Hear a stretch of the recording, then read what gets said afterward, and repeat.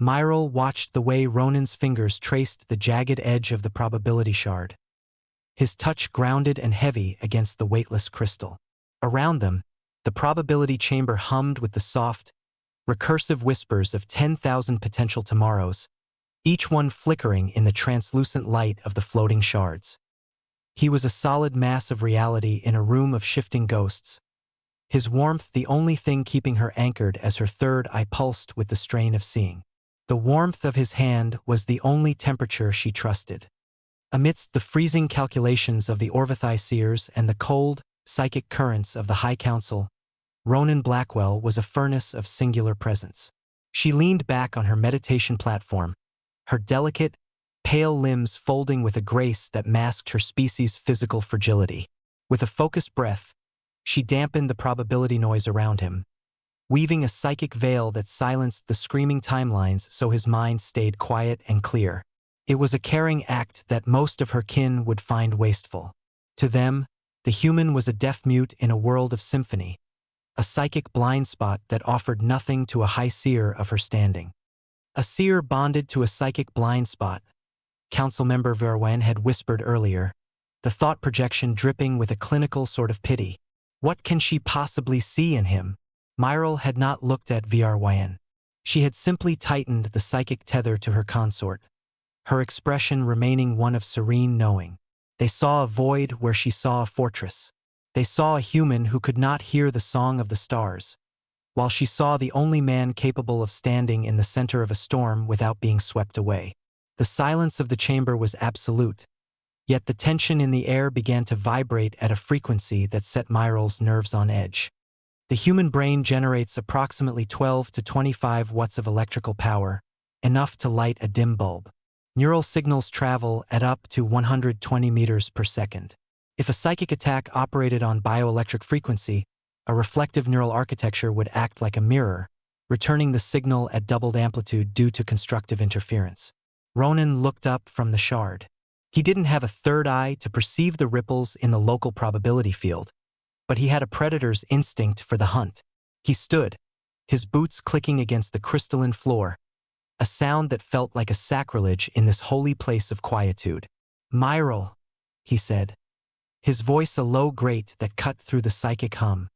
Something is hungry. She felt it then, a cold, oily presence slipping between the folds of the alternate futures. A psychic predator. It was invisible to the naked eye, a mind-eating parasite that thrived in the rich soil of Orvithai mines, overloading neural pathways until the victim's brain literally cooked itself in its own power. It was the one shadow her sight could never fully map, because it ate the very vision she used to find it. Panic didn't touch her.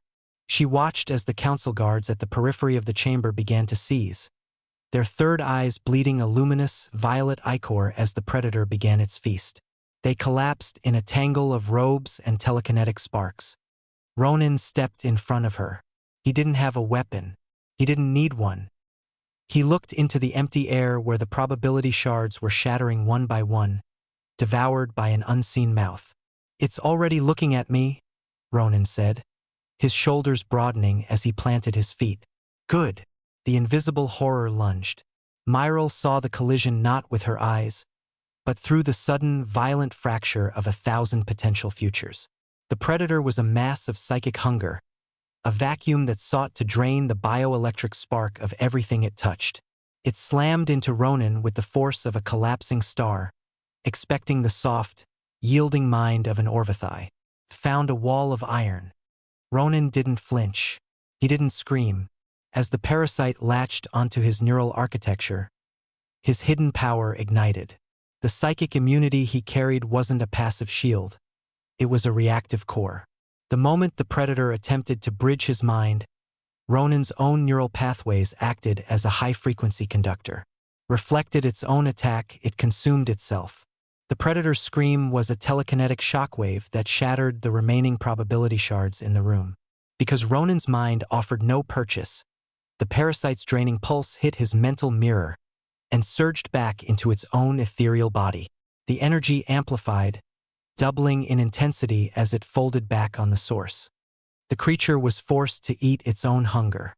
In a flash of blinding white light and a wet, psychic tear. The invisible stalker was turned inside out. It vanished. Silence fell over the probability chamber, heavy and suffocating. The shards of crystal that hadn't been vaporized settled slowly to the floor, tinkling like frozen rain. The council guards lay gasping, their minds spared further trauma, their third eyes flickering with returning consciousness. They stared at the human who stood in the center of the ruin, his breathing steady, his hands unclenched. Myrtle stood up from her platform. She didn't feel shock. She felt a profound, shimmering sense of validation that warmed her more than the chamber's artificial suns. The others had pitted her for bonding with a blind spot, never realizing that in a universe of noise, the only thing that could save them was a man who knew how to be silent. The predator chose the one mind in the room it couldn't eat. Poor creature. Ronan turned back to her. The aggressive tension in his frame evaporated, replaced by the quiet, unassuming posture of a consort. He walked across the shattered glass, his boots crunching on the remnants of futures that would now never happen. He reached her side and stopped, waiting. He didn't seek praise. He didn't look for the awe of the council. He simply stood there, a physical anchor in a world made of light and thought. Myrtle reached out, her long, slender fingers resting against the back of his hand. His skin was rough, scarred, and pulse-warm.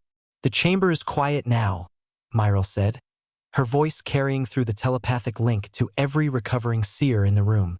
They looked at him, really looked at him. For the first time, they saw a predator who chose to be a protector. She leaned her head toward him, her third eye closing in a rare gesture of absolute trust. He had been her choice when the visions were clouded, and he remained her choice now that the path was clear. He was the one future she never needed to search for because he was always there. She saw every future. He was in all of them.